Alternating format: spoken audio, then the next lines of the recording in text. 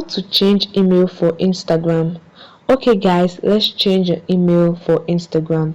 Changing your email address to another email on Instagram is very easy. You can do it directly on your app without any third-party application. Okay then, let's begin. The first thing to do is to tap on your profile picture icon below to access your profile page. In your profile page, tap on the menu icon, which is the three horizontal line at the top right corner of your phone.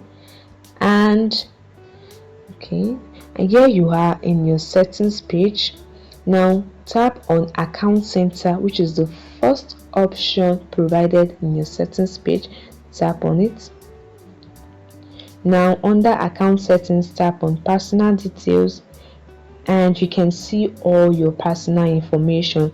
Tap on contact info where your email is. At the bottom you can see the add new contacts button. Tap on it.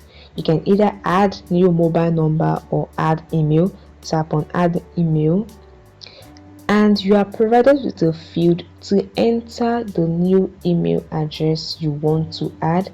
Please guys, ensure you enter a correct email and you remember the password of the email. Now once you've entered the email, tap on the account you want to change the email for and tap on next. And that's it guys, that is how you can change the email for Instagram.